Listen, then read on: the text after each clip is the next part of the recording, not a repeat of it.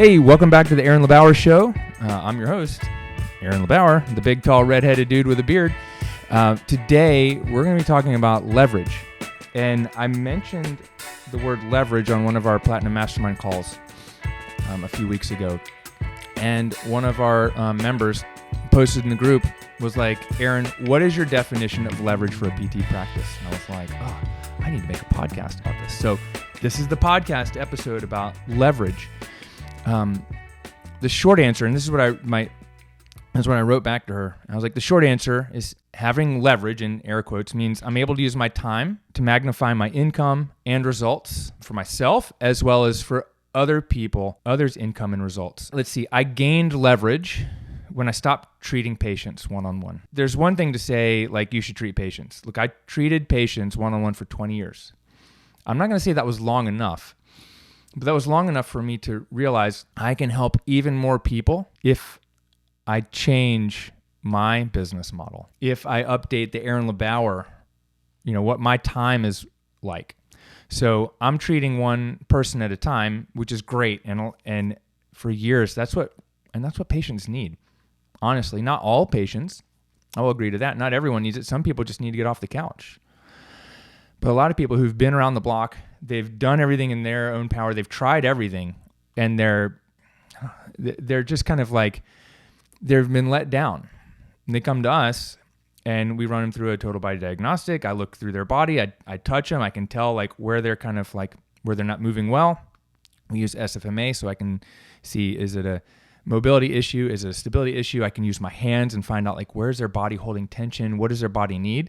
And I'm able to get them results that they couldn't get anywhere for years. I mean, I've had people come in and be like, for 20 years, I've been trying to figure this out. And I was the first person to touch them where they hurt. Great. But I don't have leverage with that. I didn't have enough money to create leverage. I didn't have enough time to create leverage. So what I've done is I've bought back my time to magnify my income and results, not just for me, but for the people I serve. So by hiring multiple other PTs, now we can see more people through our practice. By helping coach other PTs see more patients, now it's even 10x or even 100x greater magnification of my time. So creating this episode, it's going to be heard by thousands of people, which is dope. Not all 1,000 people are going to do something about it, but maybe 100 of you, maybe even only just 50 of you will find value in this. But if it's more than me, if it's more than one person, if it's two people that find value in this, I've magnified my time for the 25 minutes I'm going to sit here and talk. I guarantee at this point in my career, it's going to be more than two people. So what does it do? What does it mean? Now in my time, I can spend an hour on Tuesdays with our Platinum Mastermind members. Anywhere between 30 to 50 people will be on a call. We'll answer a handful of questions, and I can answer one question that helps 10 people. And those 10 people can go back and add another 10 people per week to their schedule, or another $100,000 a year to their business. How does that change their life? So now by building that group and building a coaching program, even people coming into my course, the Cash PT Blueprint, I've helped thousands of people launch physical therapy businesses, which is kind of crazy. So I created a course, was it in 2014? Almost 10 years ago. It's like the 10-year anniversary is coming up like this August. And over 1,000 people. I mean, it was 1,000 people like 3 or 4 years ago, before the pandemic.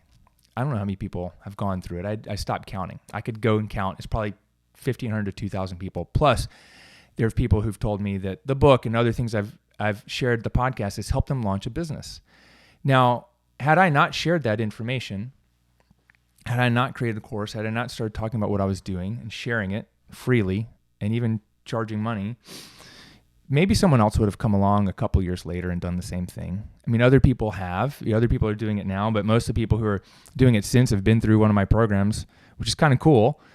They've been through something of mine at some point, read about it, etc., read about what I was talking about, etc. Like before I got into PT and started really, putting stuff out, there was like one, maybe two people talking about cash practice. Not very many, and maybe if that. It was really like, I think Jared Carter and I'm going to shout out to Jared. He's done some great work for a long time.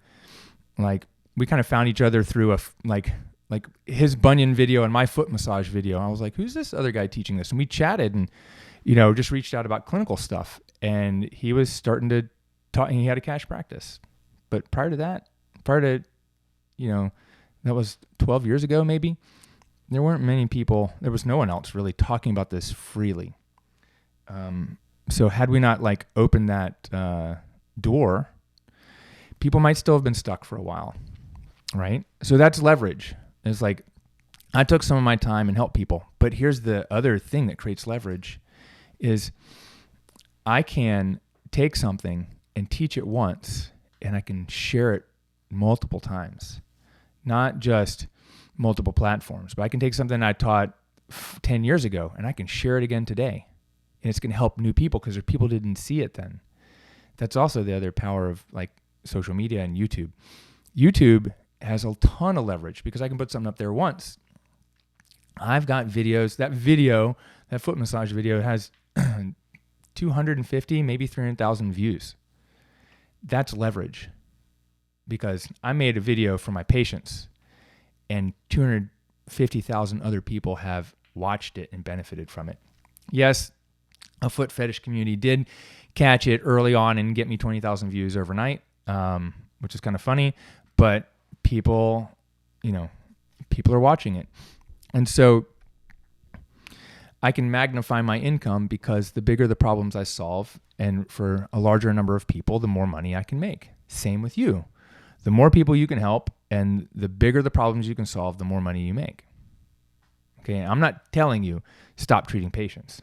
What I'm saying is if you are a business owner, it's probably not in your best interest to continue treating patients yourself for the rest of your career.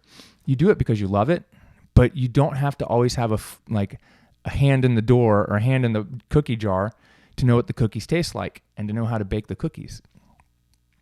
You don't have to be the one serving the cookies, making the food to be a successful restaurant owner. Okay, if you want to open multiple locations, you can't be stuck trading time for money. And that's the next point I want to make. Most people are stuck trading time for money.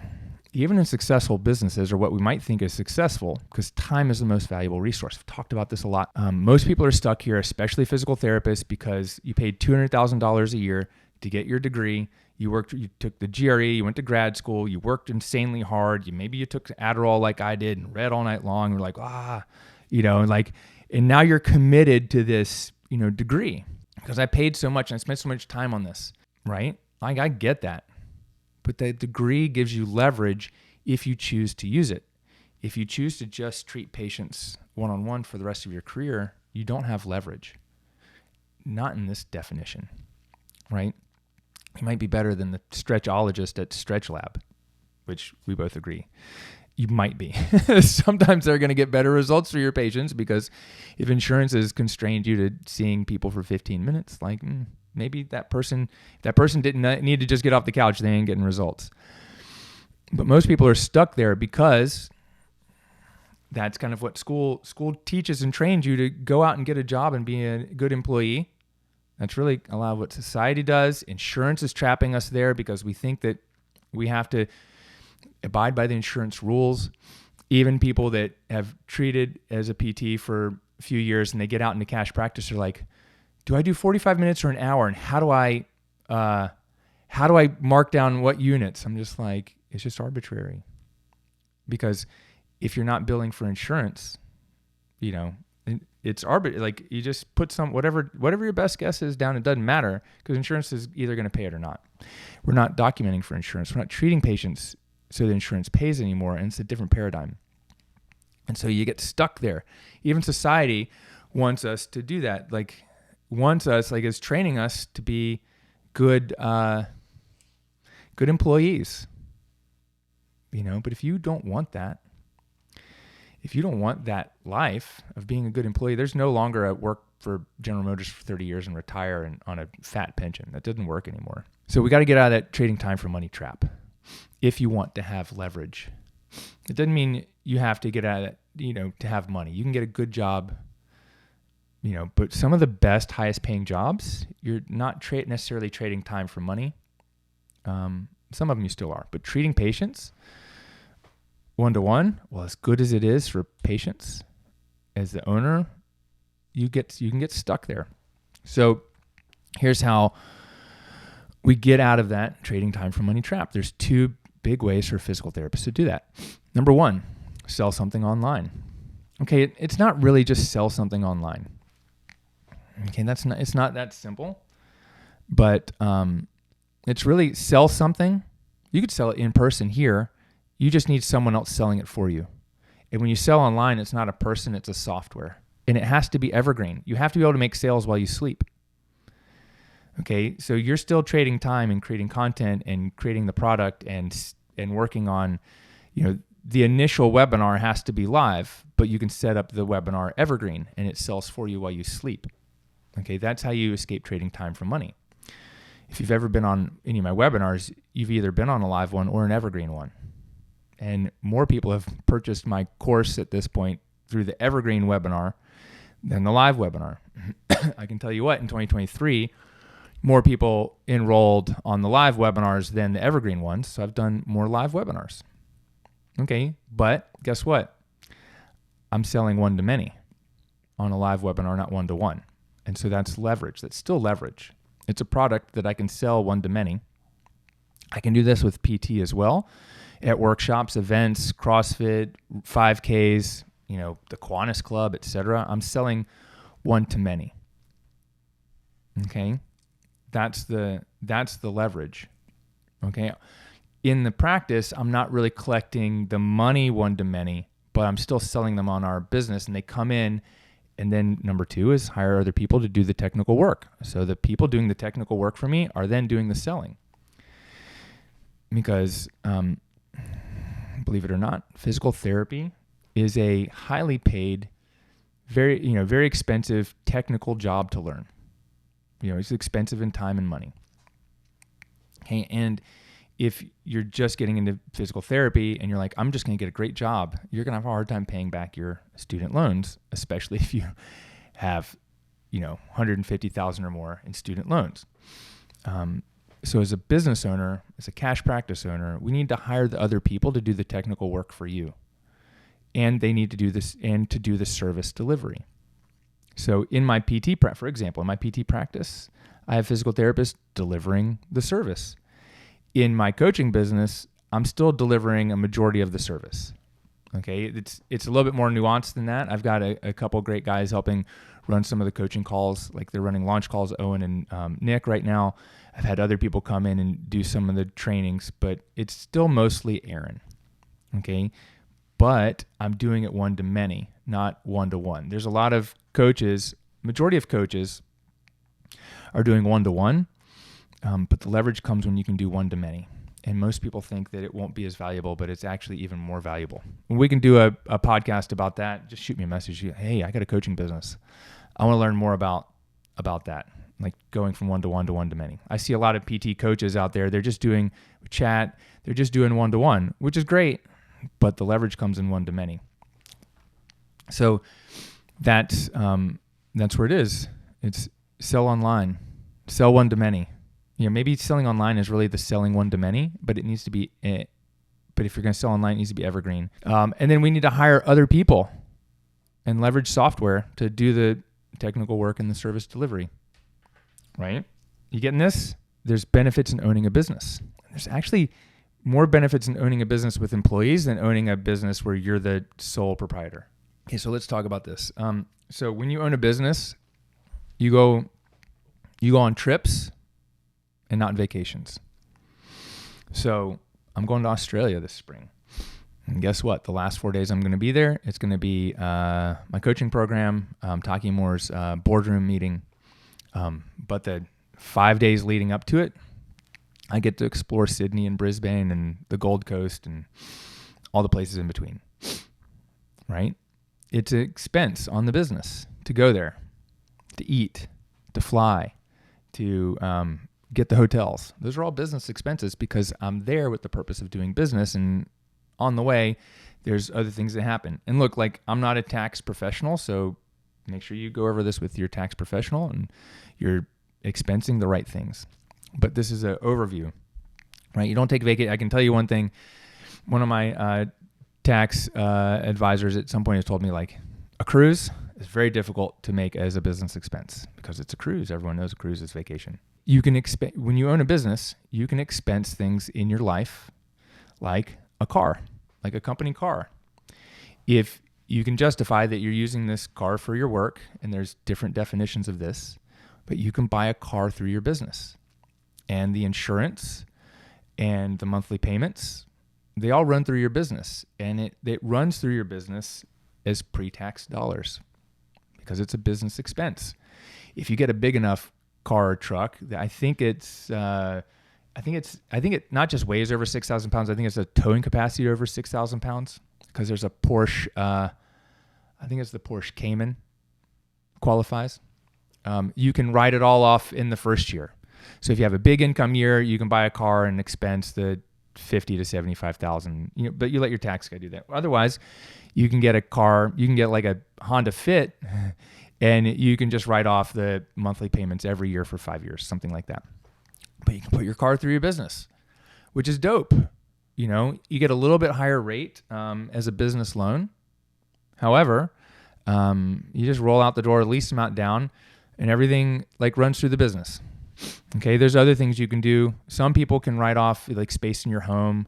I don't know that would be advisable unless you're treating patients in your home as a majority of your time and income.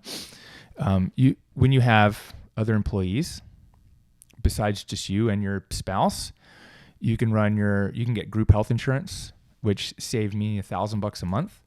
When we started doing that, you can build in retirement savings so you can max out an IRA before you get paid. So versus paying yourself and going, okay, where's the money to put into retirement? You can get disability insurance for the group. There's other things you can do as a group, like when you have a group, when you have you plus another full-time employee. Okay. Family members can be board members. So when you and your spouse, travel together on trips, you're there for, your annual board meeting, or you're there to do business. You can make your kids employees and give them some work to do. And you can pay them up to a certain amount, I think, per year. I don't know if it's like $6,000. I can't remember. Like I said, I'm not a tax professional, but you can put your kids in your business. They can do some work for you. You can assign them roles, and you can pay them a salary. And then you can take that salary and put it right into like a retirement savings account. Like I've got them a Roth account. You could put it into a 529, but I think the way that I got it set up is pay them, and then I'll make contributions to a Roth IRA, which over time is a little bit more flexible than the 529 and also the age they're at. But it'll grow, and it's future money for them, not now money for them. Okay. So those are some like tax and money benefits, which took me a long time to learn. Okay. There's another one here. It's like the networking and fun event. Let's see, this year, it's like, all right, working with Caitlin, what else do we need to do to grow the business and get more referrals? And, I've got some Platinum Mastermind members who have had success with BNI this year and, 6 years ago. I mean, I think it was Amanda Zariello, like 2018 or 2019, had a lot of success with it, which is great. And I had tried networking and done that like 10 years ago. I was like, So this year I chatted with Kate and I was like, hey, let's go check out a couple of the BNI groups. And I think there are 3 BNI groups that were close to us here in Greensboro. There was one that fit my schedule, which I could do, one I couldn't, and another one which I think it didn't fit Kate's. So she went to one without me. Then we went to one together. And I was like, okay, like I get this. And, I don't want to shit on BNI if you have good success with it, because every group is different. And it's different in different cities. And it's not just about who's in the other groups. But it kind of works like this: I think it's a $500 membership a year, which isn't that big of a business expense. But what kind of got me was they want you there every week. Like I think it's kind of like a commitment or requirement to be there every week. And if the meeting is an hour and a half, it's going to take at least 2 hours out of my day. The meeting starts at 8:30. Well, I got to leave at 8 or 8:15 at the latest, and you're going to be there for the hour and a half, and you're going to stay a little after to chat, and that's really a 2.5 hour chunk of my day once a week. Okay, so then my next question is, who are the other business owners coming to BNI? And do they have my customers? And ultimately, is this a place where I want to spend 3 hours of my week? And my answer was no, for a couple reasons. They weren't the level of entrepreneur that I wanted to surround myself with. I think the meeting I went to, there was this whole, if you've listened to this podcast for a while or my social media, I detest it when people complain about merchant processing fees. Well, there was this whole 10-minute discussion about merchant processing fees and how they're getting so expensive and blah, blah, blah, because one of the guys there sold merchant processing. And I was just like, this is like low-level business. It's like, just raise your rates $5 and it covers it, and just get on with life, because you can't save your way to success. So saving a few percentages or a few points or a few fractions of a percentage on merchant processing is not going to make you rich. That's not the conversation I want to have. Okay, so we're doing that. And at the same time, my buddy, Greg Pennington, not Greg Todd, who you guys might know, but Greg Pennington, he owns a motorcycle shop here. And I've known him for almost as long as I lived in Greensboro, maybe 18, 19 years. We've been hanging out more this year. And he's one of those people that is like, showed up as like, one of Aaron's really good friends. And like, I know Greg's got my back, right? And we were hanging out, and Greg belongs to Havana Phil's, which is a cigar lounge here in Greensboro. It's one of the like largest, nicest cigar lounges in the Southeast. Like, people come here from all over. And he's invited me up there to hang with him, because he'll go there after work, smoke a cigar, have a drink. Every time I go up there, I see someone I know. I see someone in Greensboro who owns a massive business. The guy who, owns like a big construction company, or the car dealership owner. People that are executives at like Volvo Trucks, etc. I'm like, these are the people I want to be around. And so we were up there one night and enrolled like 8 people. And I knew one of them was close family friends, son. So my dad's close friend, their son, who was one of my older cousins' age, Tony. I saw a couple other people who were former clients of mine, and a couple other people I just knew from the community. And this was like the week after I went to BNI, and I was just like, yeah, I need to come up here more. And then 2 weeks later, there was a holiday party, and Greg invited me. He's like, but it's only for members. He's like, do you want to join? I was like, sure, sign me up. Well, here's the thing. And we go to the holiday party. I see a bunch of people. Like, I've made great connections here in Greensboro in a very short time with the people I want to be around and have the conversations I want to have. And BNI was $500 a year, and the cigar lounge is $500 a year. But I get so much more out of it. And yes, you might be like, oh, smoking cigar, Aaron's healthy lifestyle. Like, it's not that I need to go up there to smoke a cigar, smoke cigarettes. I'm definitely not doing that. But I don't mind smoking a cigar. But I don't mind having a drink. And there were 10 years where I didn't drink alcohol at all. There was more than that I didn't drink any caffeine. Like, I can do with or without those things. But it's about putting myself in the environment around people that I want to be around, that I want to learn from, that I want to connect with. Because while I have a clinic here in Greensboro, I also have a coaching business that serves the United States. Like, my future isn't just in the clinic. And there's other business opportunities here in town where I can leverage my experience and knowledge. Or maybe I just meet people. I mean, I've met someone up there in the last 6 weeks who's become a client in the clinic. Plus, like I said, the former clients that have been up there. So, to me, so the leverage is this place where I can go and socialize is also a business expense because it's networking. I belong up there, and every time I go, I meet someone and talk about business, or I go up there with Greg and we're talking about business, and it's a business expense. Just like going out to dinner with a prospect. It's a business expense. So that's the leverage of having a business. And that's how you leverage your business. And say, hey, I'm going to do this thing. And because I love my work. If you don't love your work, you're in the wrong line of work. But I love my work. I want to talk about it. Okay, the last part of leverage about business that I'm going to talk about, and I don't have as many notes about this, but it's simple, but it's the next and a little bit harder step. The number one way you're going to leverage your success in your current business is by preparing for the next thing. You're making 30K months, 33K months. You hire another PT. Now you're doing 50, 60K months. Okay, you've got extra money coming in. Great. All right, make sure you got your 6-month emergency fund. You got your estimated taxes paid. You're running expenses through your business. I mean, shit, as a PT, like I said, like you can buy a whole gym for your clinic and now that's your personal gym. I mean, that's a business expense when you use it with your clients, but yet you can work out there too, right? You can buy all the nice Rogue stuff or whoever else is making the dope stuff, right? But now you got your business rolling, you got money coming in and you don't know what to do with it. Okay. There's a couple things. You can invest it. So make sure you're maxing out your IRA. Or if you don't believe in that, you don't have to believe in that. But I like diversity. And maxing out my IRA is, I think it's like $24,000 a year. That's not a lot of money. So yes, I could put that money in other places, but I can put that money in the stock market. I can put other money in crypto, and I can save up other money in cash to buy real estate or invest in other businesses. Okay, so when you've got extra cash coming through, don't let it all just sit in your bank account. You want to have some in long-term investments. You want to have some in short-term. Like I don't know because this isn't my thing either. I'm not a financial advisor, but there's some bonds that produce a decent return, but you can get the money out within 30 days or even 60 days. If you know something's coming up, like you can pull that money out.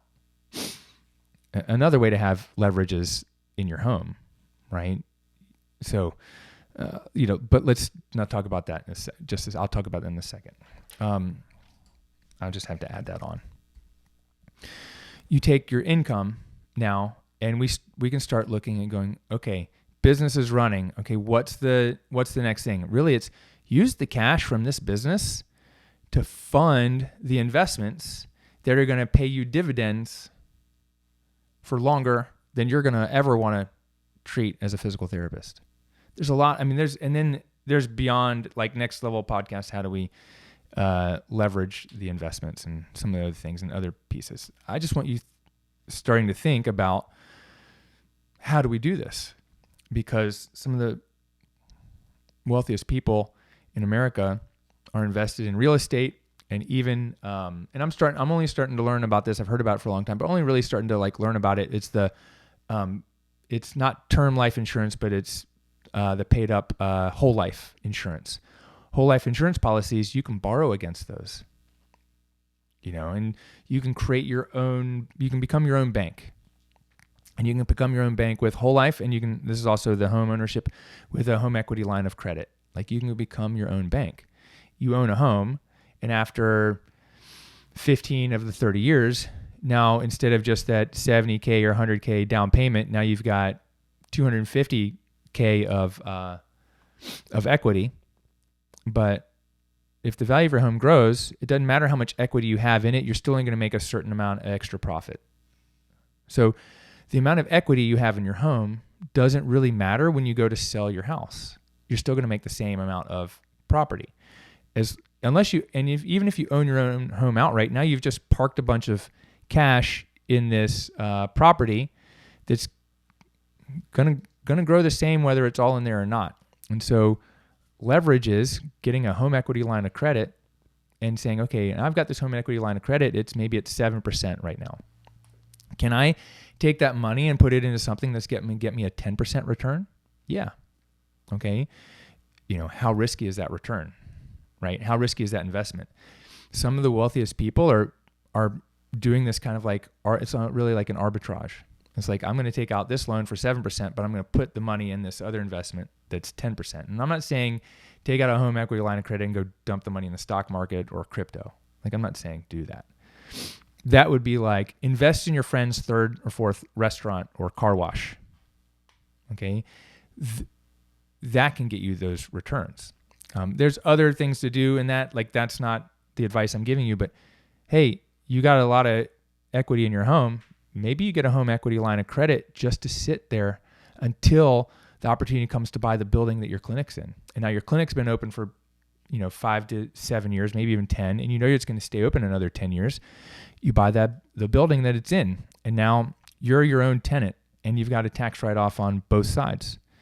And that you as a tenant isn't going to leave because, as a landlord, one of the hardest things is figuring, okay, when's this person going to leave, and what happens if it sits empty for 2 years? But if your clinic's successful and you buy the building that it's in, so one of my clients, Mike and Christy Bleffert, own the building their clinic's in, and some days we're chatting through our coaching calls and strategy, and it's like, well, you know what we'll do? Because they're out in Jackson Hole, Wyoming. They're like, well, if we can't hire another person to really work in our practice and run it long term, then maybe when we decide to retire, they sell the building, because their business is basically funding their purchase of this building, and the real estate there has gone way up.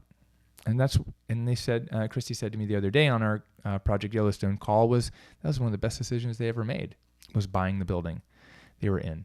So that's how we create leverage. So they've got leverage. They've got leverage as having choice. Leverage is being able to help multiple people. Leverage is power. They put you in a powerful position to say, I have leverage, because it allows you to say no. And when you can say no without fear, you have leverage. That's it. We'll see you on the next show. Have a great day. I'd love to hear from you. Shout me out on the stories. Even just shoot me a message. Let me know it was helpful over on Instagram at Aaron LeBauer. If you'd like to hop on a call, brainstorm some ideas about business, see if we can create leverage for you and your career and your business, hop over to callwithaaron.com, book in a time, and let's chat. Talk soon. Peace.